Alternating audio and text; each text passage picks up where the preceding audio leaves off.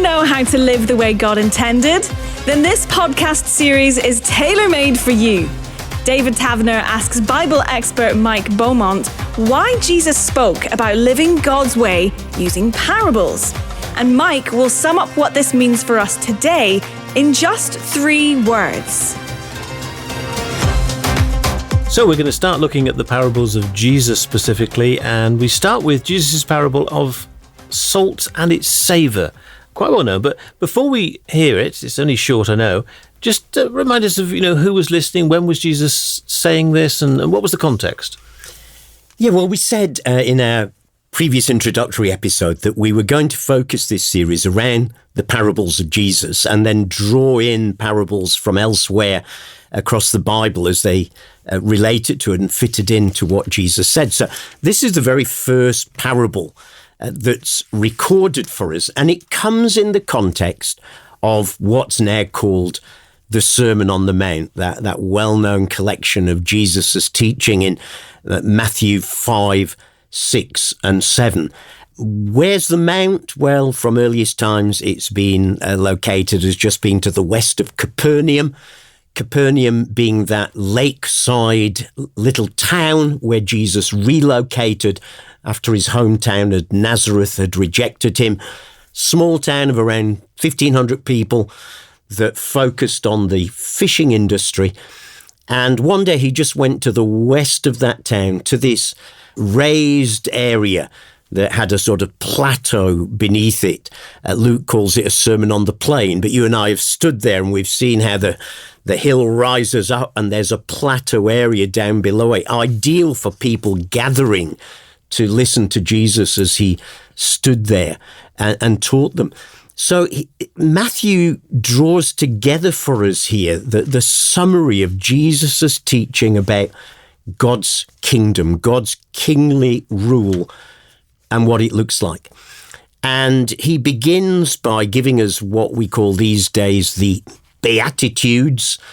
Beatitude comes from a Latin word beatus, meaning blessed or happy. Blessed are those who, put it into a modern language, happy. Happy are those who are persecuted. Happy are those who are poor in spirit. I mean, these quite shocking statements that Jesus makes here. But this is his saying, look, this is what my followers will be like. And the underlying challenge of all those Beatitudes is that Jesus' disciples are called to be different. Right. You're not called to behave like the world does. I mean, who in the world is happy when they mourn? But you can mourn. My followers can mourn, Jesus says, because they've got hope. Who in this world is happy when you're meek and take the lowly place? Oh, but my followers can be, because it's the meek and the lowly that God lifts up. So as we begin to follow Jesus and put these into practice, life begins to change. Life begins to look different with our King ruling. And then he goes straight from these classic Beatitudes, so well known by many of us, into this first parable that we're looking at today. We said previously in our introductory episode that parables come in all sorts of shapes and sizes and lengths, and this is definitely one of the smaller ones, and it's definitely about one of those ordinary things in life that we mentioned previously that he loved to talk about. So there's the setting for our story today. It's towards the beginning of Jesus' public ministry as he's gathered the crowd on this hillside just to the west of Capernaum, his new hometown, and begins to teach them what God's kingdom looks like and what life looks like for those who follow him. So who is he addressing? Who is he directing this teaching at? Well, it looks like there were 2 levels at which he was teaching at. Because on the one hand, Matthew 5 begins, when Jesus saw the crowds, he went up a mountainside and sat down, and his disciples came to him. So it looks as if there were crowds, Jesus withdraws, disciples go and get teaching, and yet clearly crowds follow as well. Because by the time we've got to the end of the sermon, the end of chapter 7, when Jesus had finished saying these things, the crowds were amazed at his teaching. So it looks like it was pitched at two levels. It looks like it was teaching for those who wanted to be followers, but being listened to by a wider group of people today. Perhaps like in church today, we would gather people who are already Christians, but there are people there who are interested, who've come along to listen. They're not there yet, but they're intrigued. So there are two levels here, but this is really teaching for those who want to be his disciples and his followers. And just before I read this particular parable, short as it is, Matthew, in this case, is, you said, collected what Jesus was saying. I mean, where's Matthew in the whole picture? Well, Matthew, one of the original 12 disciples of Jesus from earliest times, formerly a hated tax collector. Hated because in those days, of course, tax collectors were seen as collaborators. They were first of all collecting taxes for Rome, for the oppressive army that had taken over their land, but also they were well known for adding extra on top to make their own profit. So they were both collaborators and thieves as far as the average Jew was concerned, way beyond the pale. And isn't this wonderful? Jesus reaches out, not just to the already religious, he reaches out to those beyond the pale, as it were. And Matthew is one of the first who gets drawn in to Jesus' inner circle and finds his life transformed. Interestingly, his tax collector's background will come into play. Because one of the things Matthew would have been really good at as a tax collector was record keeping, note taking, numbers, statistics. Attention to detail. Absolutely. And so we find that in his gospel. You know, we'll often find collections of parables, like here in Matthew 5, 6, 7, and in Matthew 13. We'll find groups of stories together. He constructs his whole gospel in 5 sections, perhaps reflecting the 5 books of Torah in the Old Testament. And so this is a guy who became a follower of Jesus, who still used the skills he'd been trained in, but now he puts them into Jesus's hand.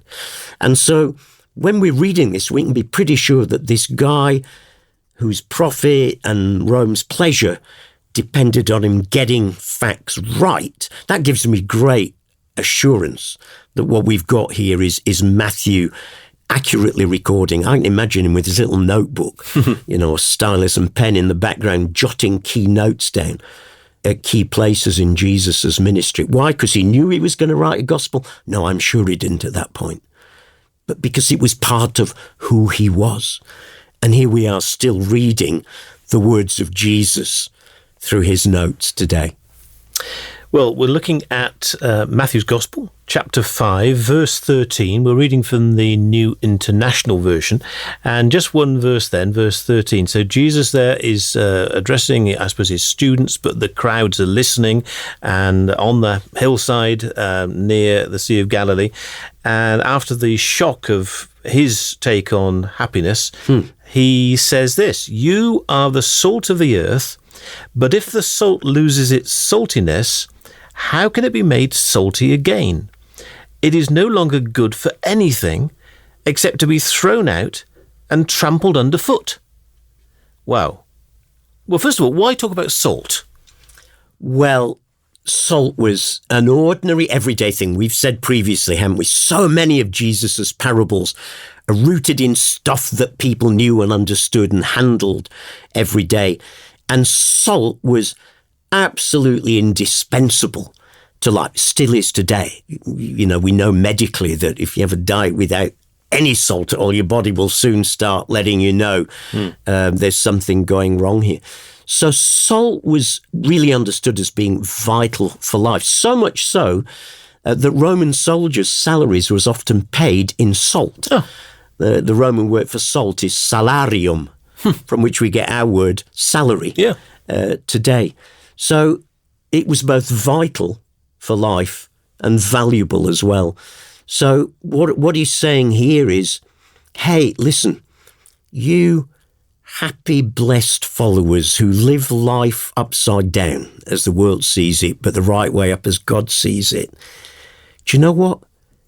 You are the salt of the earth. You are the ones whom God sees as both vital and valuable in this world. And referencing salt would have conjured up, as you said, in their minds how salt is used, I suppose, as well. Absolutely. And of course, it was used in a whole number of ways in the ancient world, some that we don't use today, but one we absolutely still do use, and that would be for flavouring or seasoning. I mean, any good chef knows the importance of salt. Watch any of the cooking programs on TV and, the common thing is, lacks a bit of seasoning. You didn't put enough salt in it. But we add salt, don't we, to add flavour to something that would otherwise be bland. My best example is, the British passion for fried chips, French fries, as they're called in some part of the world, which, let's face it, on their own are a bit flavourless unless you get a really, really good flavoured potato. But what do we do to chips? Well, the vast majority of us put salt on. And the minute you've put salt on, it does something to it. It brings the flavour out. Likewise, if you're cooking veg, my wife tends to avoid using salt at all, and then I sort of sprinkle a small amount on later. But what does salt do? It adds flavour. So I think it both adds flavour to something that would otherwise be bland, like the chips or the fries, or it enhances flavour that's already there, like in a vegetable. And Jesus is saying, I want you, my followers, to be like that. I want you to add flavour into this world. I want you to bring out the taste that is already there. I want you to engage with the world and add flavour to it, to take things that would otherwise be bland and ordinary and lift it to another level. Now, I can imagine some of those listening would have been thinking, you don't know my life. I'm just an ordinary Joe. How can I bring those flavours to the world around me? Yeah, absolutely. And there have been people also who've thought it's an impossibility, so why bother? Let's just retreat. So throughout church history, from Jesus' time, there were those the Essenes who retreated at Qumran. In church history, there have been, the Puritans who retreated, or the Stylites, monks who literally lived on top of a pole so they didn't get involved with the world. But Jesus is saying, no, all of my followers can be involved in bringing influence in their everyday lives, at bringing flavour and savour, no matter what it might be. Now, we might not all call to be great politicians who are going to enact acts of parliament that will end slavery, as some Christians have done in Britain in the past. But each of us in our place of work can be an influencer.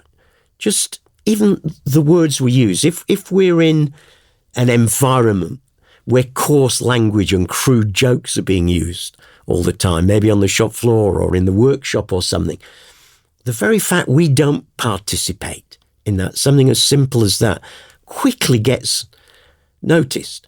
And certainly when I've been in secular employment at various points in my life, just not being hoity-toity about it and sort of looking down my nose at people who do it, but just not participating. I often end up people saying, oh, sorry, because they've recognised that they've... And I said, well, what are you sorry for? I'll cheekily say at times. So I think at all sorts of different levels, whether it's behaviour and words and language we're not participating in, or the ability to bring influence for good, even in small ways. When I first started out my working life, between doing my university degree and my theology degree, I went to be a school teacher for a couple of years.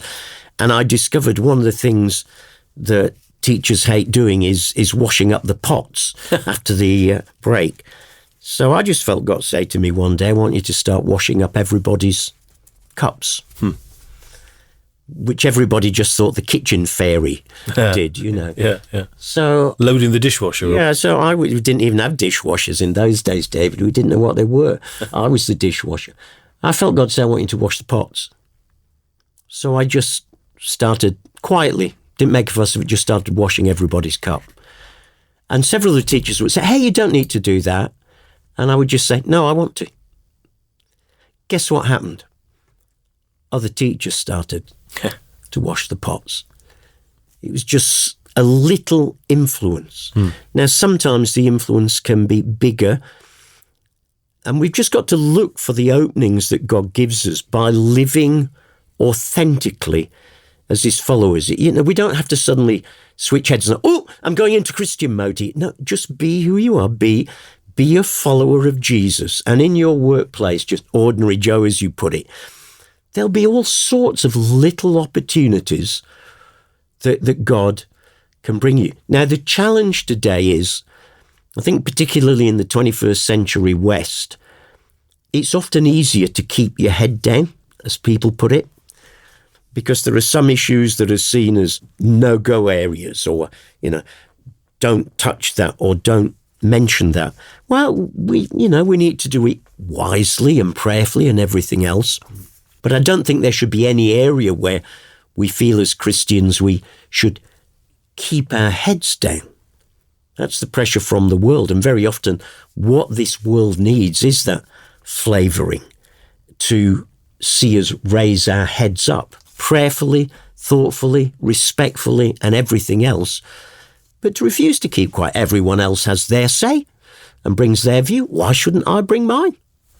So Jesus was sort of actually saying, when he said, you are the salt of the earth, that he could sort of see potential in people and wanted people to see the potential in them, to be an influence. Absolutely. And remember, these are ordinary people that he's talking to. He is not addressing here the great religious teachers, the leading rabbis of the time, the movers and shakers, the politicians.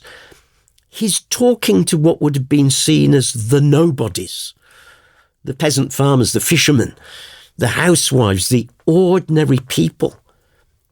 And he's saying, it's not the Herods, it's not the Pilates, it's not the chief priests that are salt of the earth. You are the salt of the earth. You can make a difference. You can bring influence into the world where I have put you. You can bring flavour. And of course, the other main thing about salt in those days, it wasn't just for flavour, it was also a preservative. Oh. It was the main preservative in those times. It was the equivalent of the modern fridge. Yes. So if you wanted to keep fish or meat, you rubbed salt into it to preserve it and to stop it rotting. So this is like the flip side. Jesus is saying, not only do I want you to add flavour, I want you to be engaged in life to stop the rot. I don't think any of us have to look very far these days, into the world around us, society around us, to see there's plenty of rot out there. But the trouble is, we as Christians today too often complain about things afterwards, and then we moan and groan. But were we involved in it in the meantime? Were we trying to get engaged in some way or other with some local action? Did we write to our MP? Did we, hammer at his door with our thoughts? So it's no good complaining about things afterwards. We need to get involved to help preserve society from rotting any further. I often sum it up like this: God wants us to be a thermostat rather than a thermometer. All the thermometer does is see where the temperature is. A thermostat sets where the temperature is. And Jesus is saying, I want you in your world, in your ordinary world, in your family, in your workplace, in your circle of friends, in your town, in your nation. I want you, my followers, to be the thermostat. I want you to set the temperature. And we're going to do that not by preaching from a distance about how rotten everybody is, but by engagement where it matters to bring influence and shape and difference while we can. And I guess that thought is behind a phrase that we use in English sometimes, where you describe somebody, she's the salt of the earth.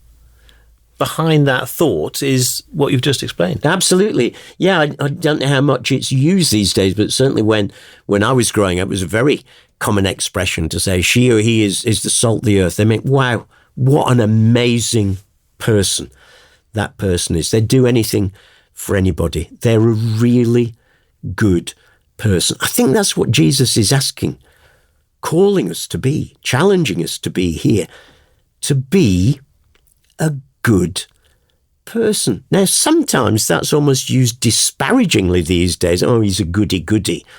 Well, my answer to that is always, well, I'd rather be a goody-goody than a baddie-baddie, wouldn't you?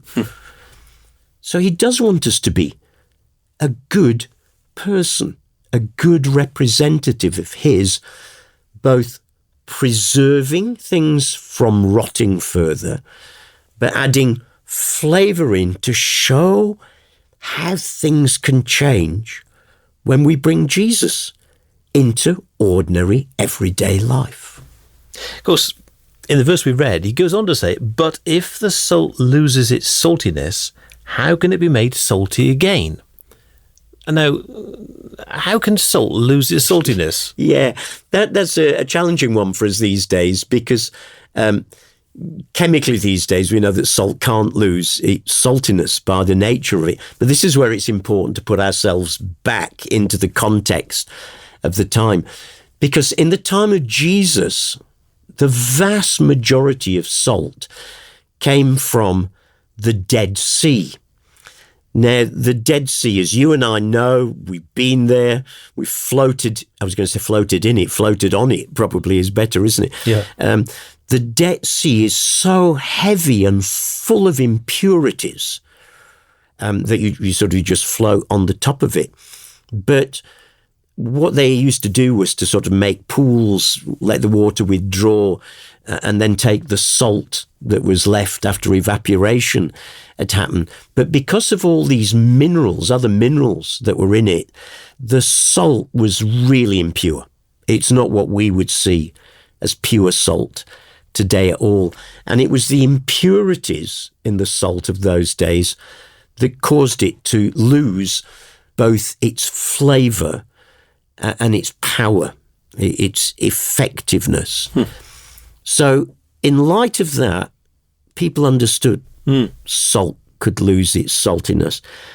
And here is Jesus saying, hey, look, you, my followers, have been called by God to be salt into this world, preserving it from rot, bringing out the flavour of God's kingdom into it. But if you aren't living out those values, hello, what's your purpose? What are you here for? What's the good of you? And salt at that point's no good, he says, except to be thrown out and trampled underfoot, to be thrown out onto the fields. They'd actually sometimes use it as a fertilizer even in those days in certain circumstances. What he's saying is, if we don't act as salt in the earth, then we're worthless. I mean, that is really challenging. Do you remember I said in our introductory episode, many of these parables that seem so familiar and so nice have a powerful punchline. That is a powerful punchline. Yeah, none of us want to be useless. Absolutely not. Useless, worthless. But that's how God will see us if we aren't living out what it means to be salt, stopping the rot, adding goodness and flavour in.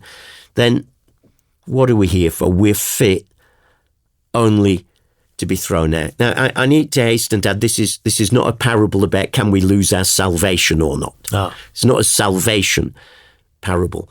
This is about savour, not salvation. But I mean, how sad to get to the end of our life and to get to heaven, and God opens the book and he finds the page as blank. I did my best just to do nothing, Lord, to keep my nose clean. Keep a low profile. Yeah, keep a low profile, keep my nose clean. Yeah, well, that didn't do much good, did it? Jesus wants followers who are engaged in life at all sorts of different levels. Now, of course, we'll get different ways of doing that. For some parents, it might just be engaged with the parents at the school gate and the conversations that we have. For some, it will be on the factory floor or in the workplace. For some who are in senior management, it will be the ability to shape policy in a way that cares about people and not just profit. Some God will call into politics. And politics can be a dirty business, and it's not always easy. But thank God there are Christians who do feel called into that. Why? Because that's where real change can be made at a much higher level. But at whatever level we're operating, Jesus wants us to be salt that has savour, flavour, bite, preservative, that actually makes a difference. So this whole thing of keep your head down is just not an option for us as Christians. And I say to any listeners, if you've fallen into that trap of feeling you have to keep your head down, listen, you have as much right to make your Christian views known in the workplace as your atheistic, agnostic, secularist colleague has the right to make theirs known too. Do it respectfully, of course. Do it prayerfully, of course. But don't hide your light under a bushel is another parable that Jesus will tell, won't he?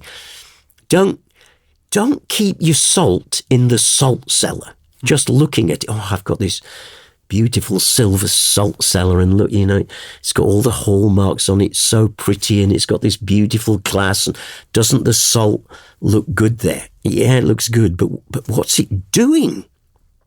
And Jesus is saying, I don't want you in the salt cellar.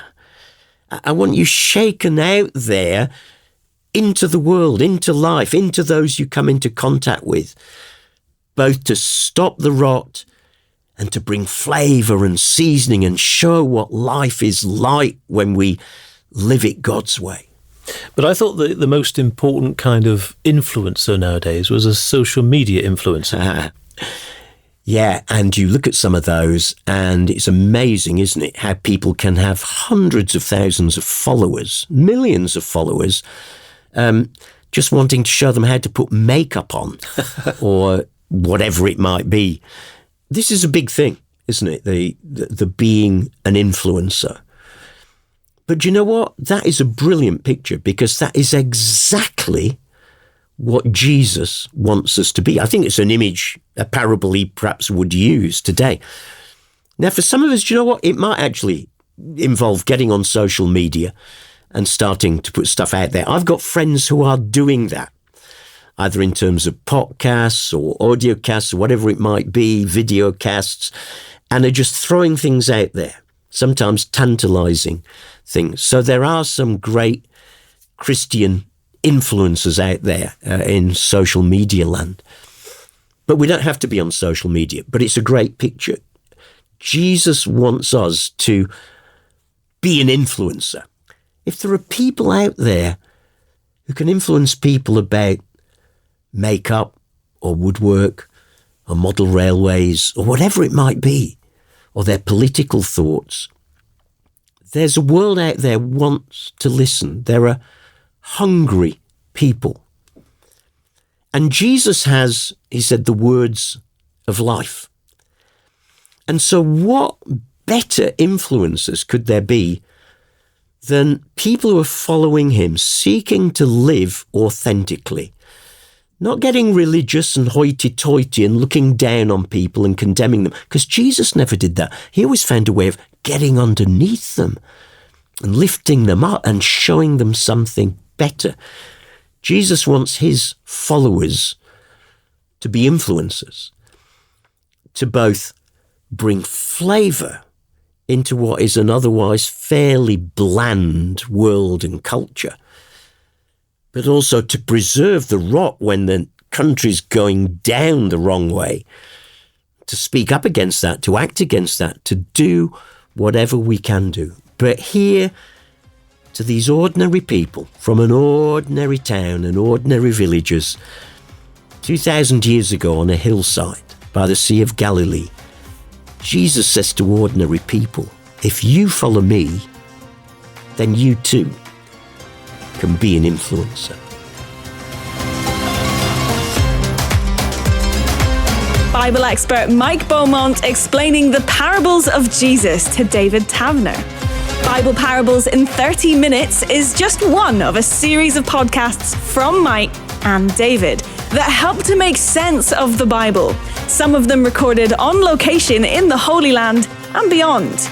You can check them all out on the easy-to-use app UCB Player or wherever you listen to your podcasts.